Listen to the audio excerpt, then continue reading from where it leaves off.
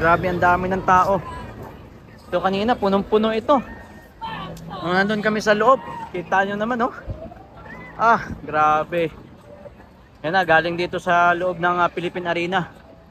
Grabe, ang dami na po nang lumabas. May kinuha pa kasi ako na gamit. Kanina talaga, grabe, punong-puno nung nasa loob kami, kabayan. Dami nito, kabayan, hala. Grabe, oh. Ganyang karami. Yay, ayan, parang ano, yan na, kabayan, Gaputi. Dami ng tao, kabayan, oh, ayan, oh. O, diba? Yay, grabe, dami. Yan, karami ang mga sulit. Punong-puno man dito man, oh. Dami. Ah, grabe, punong-puno. Uwi na po kami.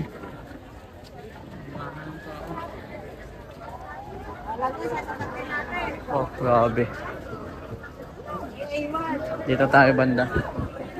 Kasi kunin natin yung motor. Dito tayo. Dito ba yan? Dahil? Ah, dito pala. Grabe, ang dami ng tao. Ah, punong-puno. Libo-libo ho ito, kabayan. Yung iba, kakalabas lang. Yung iba naman, bago lang talaga ito. Ito, legit ito. Libo-libo talaga ito ba? Ah, grabe. Ang mga umatin. Ah, nga pala kanina, dumating din si Kitty Duterte. At saka dumating din po si ano, si Ma'am Hanilit, kabayan. Sana yun, banda? Ang motor natin. Sige. Ayan, mga kasama tayo dito. Dito, punong-puno rin. At dumating din po pala si ano kanina. Grabe pala traffic nito mamaya. Takot-takot na traffic ito. Sa dami ng tao na to. At takot-takot na traffic ito, kabayan. Ay, grabe. Dito sa may pedestrian yung tatawid. Sa dami ng ano nito, grabe, traffic. Grabe. Punong-puno, kabayan ng Philippine Arena. Yun yung mga pumunta, si Robin, si Kitty. Hanggang dito, ang tao. Grabe, kabayan, paano kaya tayo dito tayo banda? Paano kaya tayo nito? Ano kasi grabe ang traffic nito sa ano mamaya. Yan, no? Ah. Yan. Kalupit. Sherwin na ito. Sherwin na si Rodante Marcolita. Hanggang dito. Food court, oh. Dami na rin ng tao. Hanggang dito, punong-puno ng tao. May daanan din pala dyan sa kabila. Dito na tayo, kabayan, no? Yay, grabe ito mga kaganapan na ito, kabayan ba? Dami talaga ng tao ba? Hindi ko alam kung saan ako dadaan eh. Mamaya. Expected na natin. Grabe yung traffic nito pa uwi. Punta kami sa parking kasi nagmotor kami papunta dito eh. Doon dito. Yan. Ang lapad kasi kabilaan yung ano eh. Yung parkingan, kabilaan po ang parkingan nito. Ayan. Doon ako, dudulo ako kasi para may pakita ko siya. Wala din eh, talagang sigurado. Dapat pala medyo muna-una pala kami pag uwi. Kasi sigurado to mamaya katakot-takot ang traffic na dadanasin namin. Kasi libo-libo ito eh. Dito tayo. Sure ka tayo dito, kabayan.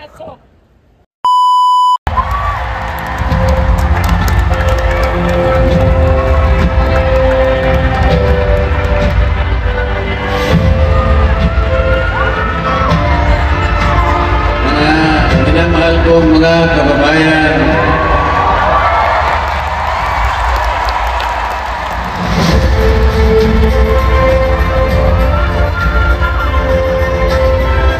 walang sapat na salita ang pwede kong bigkasin upang ihatid ko sa inyo ang kaus-pusong pagtanaw ng utang na loob sa inyong pagpapaunlak upang dumulo sa pagtitipong ito. Opo, ayos. Sa makasaysayang pagtitipong ito na alam ko pong hinintay ninyong lahat. Ito po ang meeting de avance ni Marcoleta. Mga kababayan, ang ating pong bansa ay tumatahak ngayon sa isang sanganggaan pagpolitika. Ang ating pong rule of law at ang due process of law ay nakokompromiso na at hindi na po umiiral sa maraming pagkakataon. Marahil naaalala pa ninyo sa umpisa ng taong ito, halos 4 na buwan na nakararaan, isang malaking bahagi ng ating sambayanan ang gumawa ng isang tahimik na pagkilos upang hilingin sa ating mga namiminuno na hanapin natin ang pagkakaisa at ang kapayapaan sa ating bansa. Ang malaking bahagi ng pagkilos na yon ay nagpahayag ng kanilang saloobin na napakalaki ng problemang hinaharap ng ating bansa. At ipinakiusap nila isanatinig ang adhikain ng maraming Pilipino na huwag na sanang ituloy ang impeachment sapagkat ito ay magbubunga lamang ng pagkabahagi ng ating mga mamamayan at ng ating mga pinuno. Nakakalungkot po sapagkat halos isang buwan lang pagkatapos ng paghiling na yun, pagkatapos ng pagkilos na yun, ang House of Representatives mismo ang namuno upang i-impeach ang Vice President. Sa mga tweet, mga kababayan, hindi po nila pinakinggan, hindi po nila binigyan ng pansin o paggalang ang maramihang pagkilos na yun, ang humihiling ng kapayapaan at pagkakaisa. Kaya po ang nagiging bunga ngayon, mga kababayan, lalo pong lumubha ang pagkakabahagi ng ating mga mamamayan. Hindi lamang po yun, lalong lumubha ang pangkabuhayan ng ating bansa. Sa marami pong lugar na aking pinuntahan, halos lahat po ay nagsasabi na napakahirap ng kanilang kalagayan. Totoo po yun sapagkat sa ngayon, ang presyo ng pangunahing bilihin, lalong-lalo na po ang pagkain ay hindi na halos maabot ng kinikita ng pangkaraniwang manggagawa. Ang totoo po, sa survey na lumabas noong nakaraang buwan, ang nagsasabi na 27% ng ating mga mamamayan ngayon ang nakakaranas ng gutom. Kung tawagin po nila ay involuntary hunger. Ibig sabihin po niyan, kahit gusto nilang kumain, wala silang makain. 27%. Masyadong mataas po ang bilang na yon. Ang ibig sabihin noon, halos 38 million Filipinos ang nakakaramdam ng gutom. Ito po dapat ang bigyan diin. Ito po dapat ang unahin ng ating pamahalaan. Ngunit ang nangyari po, dahil nga sa pagkakawatak-watak natin, napakahirap ngayon ng kalagayan ng ating bansa. Ang ating pong national debt ngayon ay umabot na ng 16 na trilyong piso. Napakahirap pong kalagayan yan para sa isang bansa katulad ng Pilipinas. Nagahari pa rin ang corruption ngayon.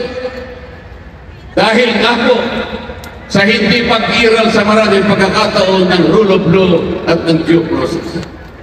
Paano natin mapapalakas po ngayon yung ating law enforcement? Paano po ngayon yung monitoring? Paano po ngayon yung oversight function na sana'y nababantayan ang pagpapatupad ng maraming batas sa ating bansa? Wala na po.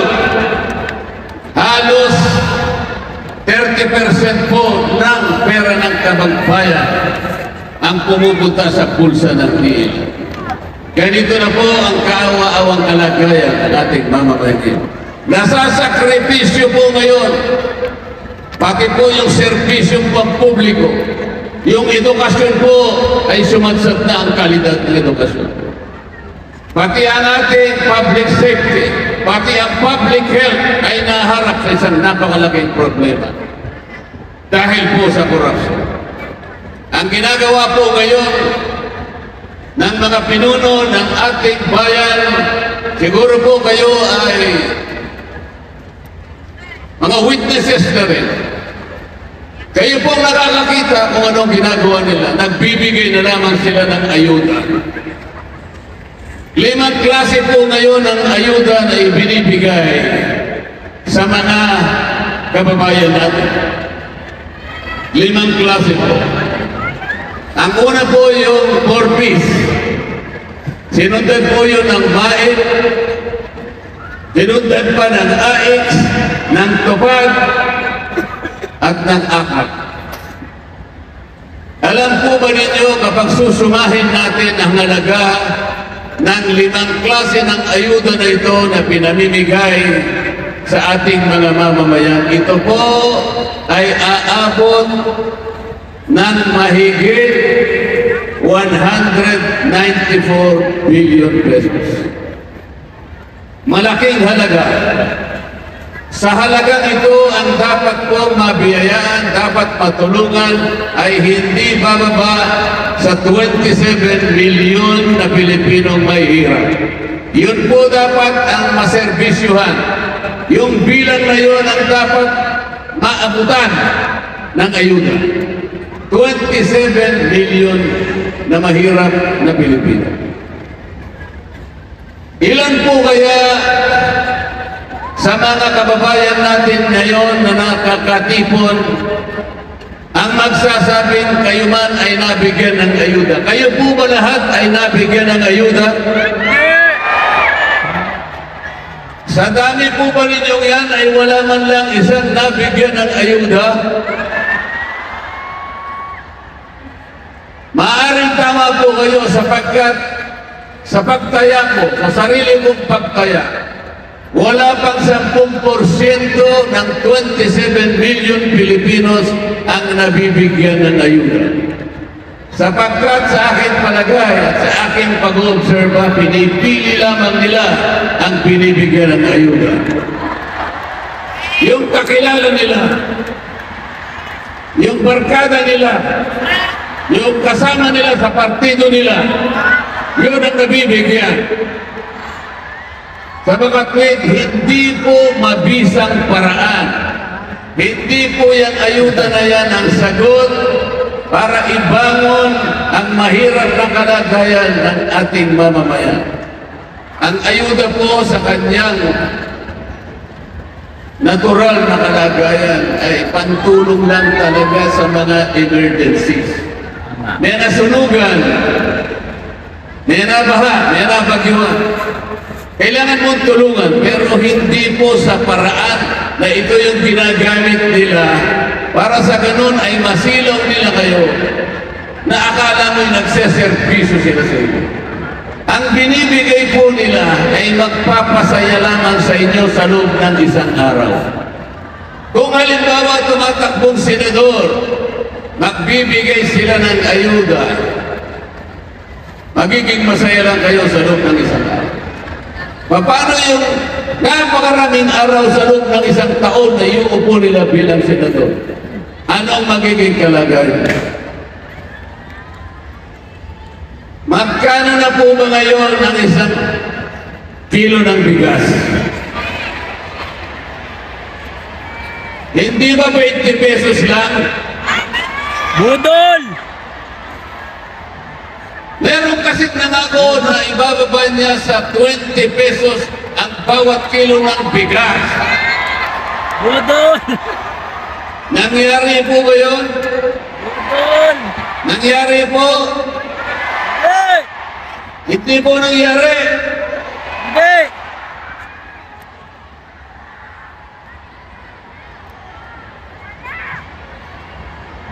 Magkano po ba ang presyo ng kuryente? Mura o mahal? Ang presyo ng gamot, mura o mahal? Ang pagpapa-hospital, mura o mahal? Alam po ninyo, yun po yung pinoproblema ko nung ako po'y kapapasok lang sa House of Representatives. Iniisip ko na po, pinasa ko na po yung batas sa kuryente. Ang nakalagay po doon na pangunahing layunin, ibigay mo ang serbisyo ng kuryente sa lahat ng mamamayang Pilipino sa murang halaga. Yun po yung nakasulat. Yun po yung nakasulat sa batas.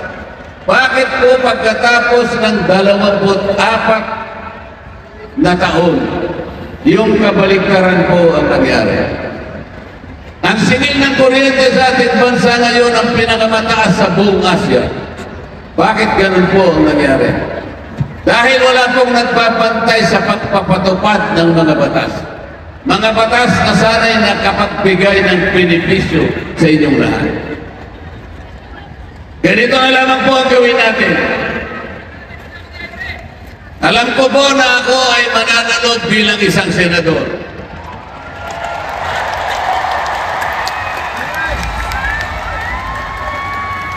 Kapag nandun na po tayo, kakausapin ko ang aking mga kasama at sa palagay ko naman ay papayag sila na.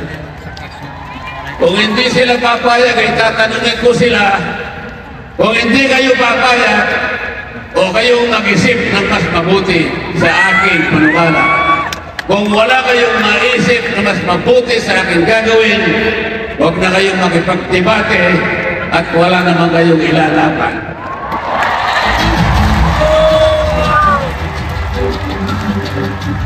Ganito po ang gagawin natin.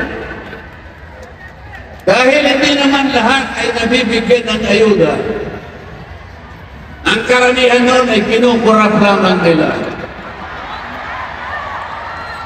Ang gagawin po natin, lahat po ng pamilya na kumukonsumo ng 2,000 na kuryente pababa, ililibre na po natin yun.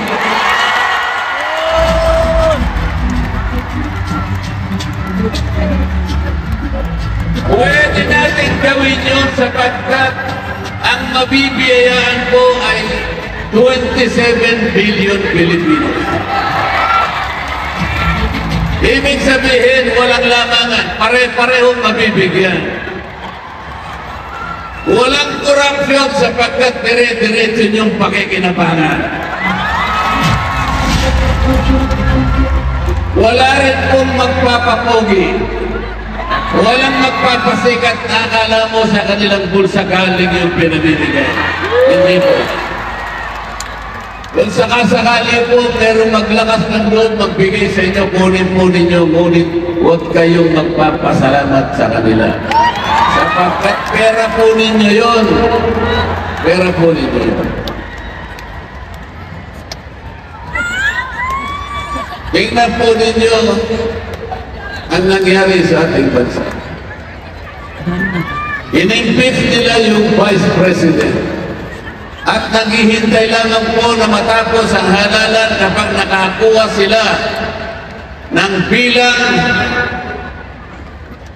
sapagkat 16 lang ang kakailanganin nilang bilang ng mga senador para tanggalin ang Vice President.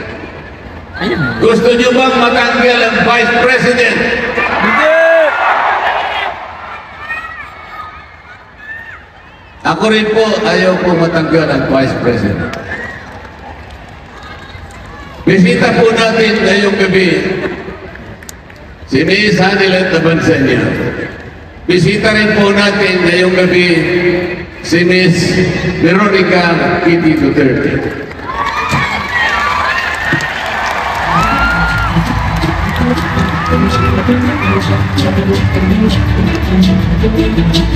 Salamat po sa kanilang pagbisita sa ating meeting de avance. Hindi po tama ang gagawin nilang pagtanggal sa Vice President. Sapagkat ang ginawa po nila na proseso ay mali. Kailangan pong malaman ninyo ito. Para tanggalin ang Vice President, kailangan po makakita kayo ng ebidensya na magagamit natin na isinasaad na saligan, isang saligan pa. Ang ginawa po nila ay sinuri po nila yung tinatawag na confidential funds ng opisina ng Vice President. Sinabi ko na po sa kanila, hindi ganito ang paraan. Unang-una, ang House of Representatives po ay hindi Commission on Audit. Hindi po kami auditor. Wala po kaming mandato, wala po kaming otoridad na kami ang magsuri ng pagkakagasta ng budget ng isang ahensya ng gobyerno. Isa lamang po na opisina ang itinalaga ng saligang batas na magsuri, mag-audit ng pagkakagasta ng pera ng bayan. Ito po yung Commission on Audit. Mali po ang ginawa ng House of Representatives. Hindi po kami auditor. Pangalawa, bakit po sa dinami-dami ng mga opisina ng pamahalaan na mayroong confidential funds, mahigit pong 400 opisina ang binigyan ng confidential funds. At sila din ay sinusuri ng Commission on Audit. Bakit isa lamang po na opisina ang kanilang tinarget? Ito po ang opisina ng Vice President. Dahil po sa pamumulitika,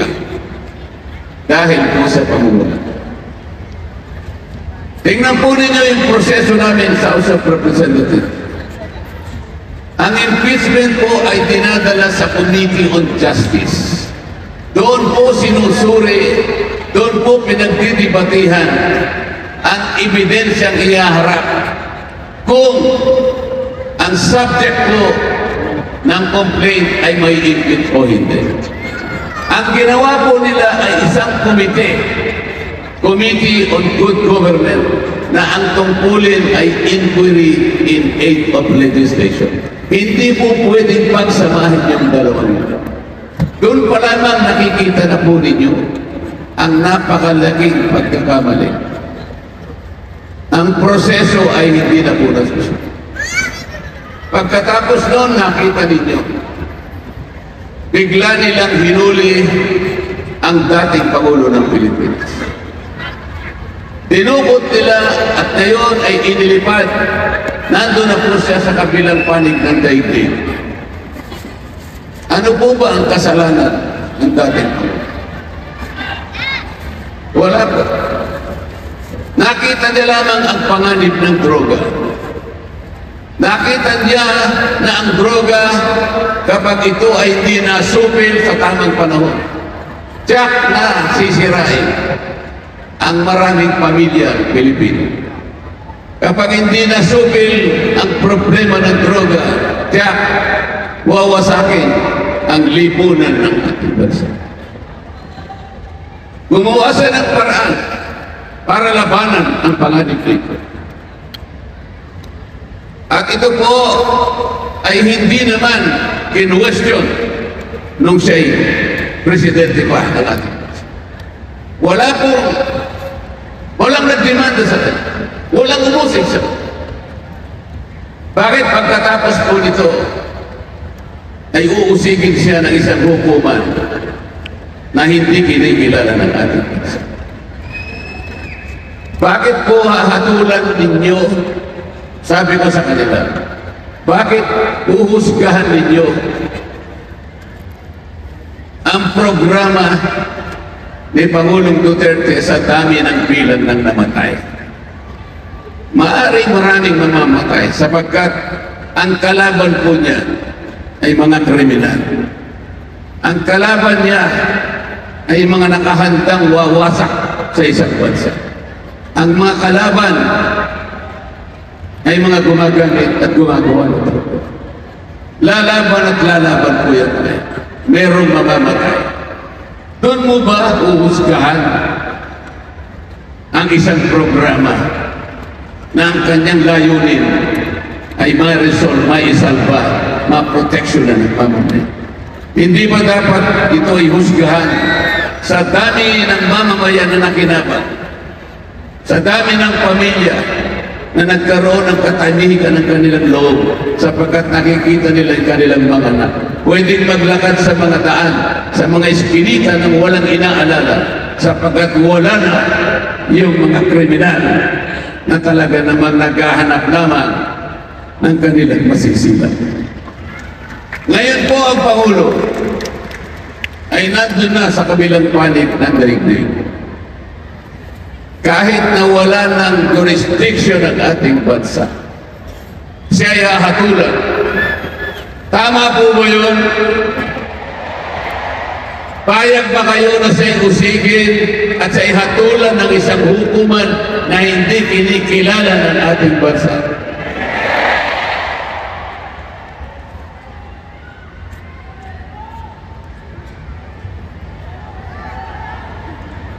Pero magtanong po kayo. Magtanong po kayo sa mga senador na kumakandidato ngayon. Yung mga senador na nasa kabilang team. Nasubukan niyo na bang tinanong sila kung anong masasabi nila sa nangyayari sa ating bansa ngayon? Sinubukan niyo na bang tanungin sila kung sila'y payag sa pagkaka-impeach ng Vice President? Hindi po sila titigo. Nasubukan niyo na ba silang tanungin kung anong masasabi nila sa pagkakahuli at pagkakadetini sa dating Pangulo? Hindi sila titigo. Sapagkat wala silang sasabihin sa inyo. Para sa kanila parang walang nangyari. Para sa kanila ay hindi nila iniisip at hindi mahalaga kung anong mangyayari sa direksyon ng ating bansa.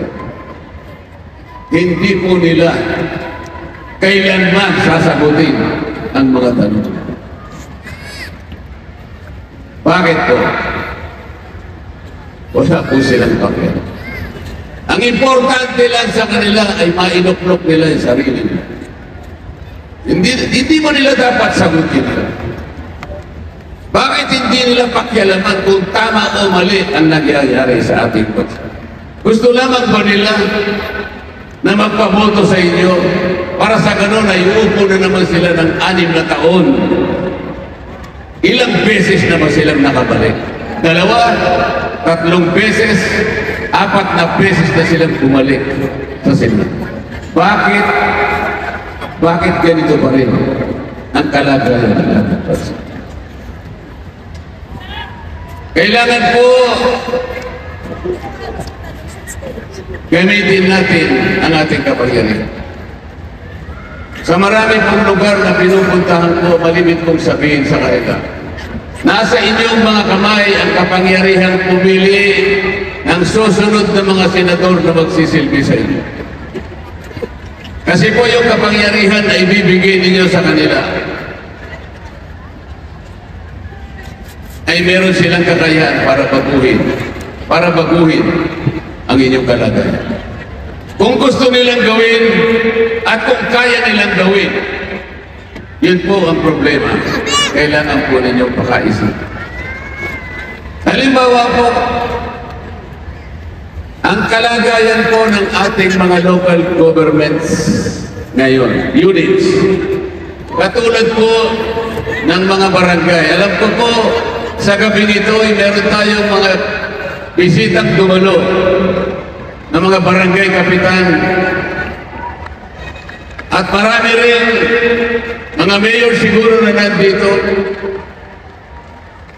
Napansin po ba ninyo kung anong kalagayan ng ating mga barangay ngayon? Kung alam po ninyo, mahigit na 42,000 ang barangay natin ngayon sa kasalukuyan. Ilan po bang porsyento ng 42,000 barangay sa ating Pilipinas, sa ating bansa, ang nakatatayo sa sariling paa ngayon?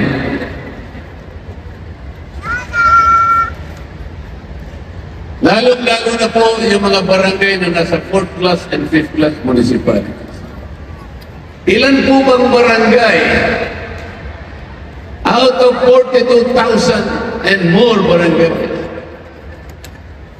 ang nakatitindig sa sarili pa? 2% lang. Ibig sabihin po, 98% ng mga barangay natin gumagapang. Ganyan po ang kalagayan niya. Kaya po ako gumawa ng panukalang batas sana.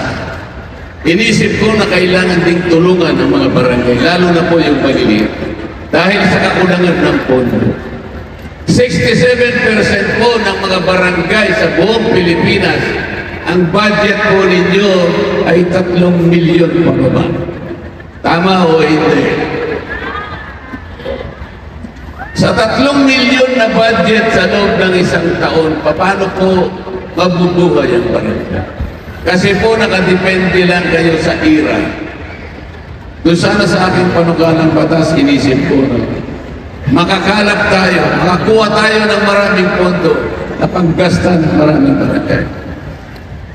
Ang problema po, hindi ko man lang nakuhang itaguyod ang panukalang batas sapagkat wala po silang gustong ibigay na panahon sa mga panukalang batas na magaganda at makakapagsilbi sa inyo. Ang binibigyan po nila ng pagkakataon, ang binibigyan nila ng maraming resources, halos araw-araw nakakapag-meeting, nakakapag-hearing ay yung Quadcom. Puro Quadcom na lang po ang kanilang binigyan ng pagkakataon. Ganun po naging malungkot ang kalagayan ko itong mga huling panahon ng pagsisilbi ko sa House of Representatives. Lahat po ng gusto kong gawin, hindi ko magawa. Sapagkat ang gusto nilang gawin ay puro pamumulitika lang. Yung i-impeach ang Vice President at usigin ang dating Pangulo. Yung kung mga nakatakdang panukalang batas na magaganda sana at magagamit natin, hindi nila ko binibigyan ng pagkakataong maisulong lahat yun. Lalong-lalo na po ang tungkol sa pagbababa ng presyo at sigil ng kuryente. Mga kababayan,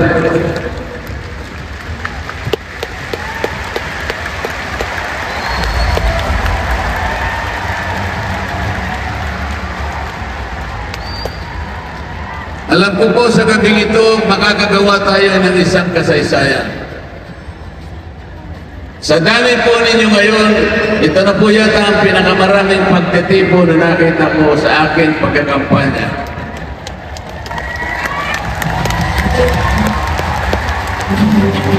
Wala po ako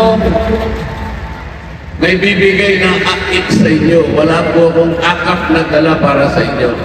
Wala pong tupad na may bibigay sa inyo.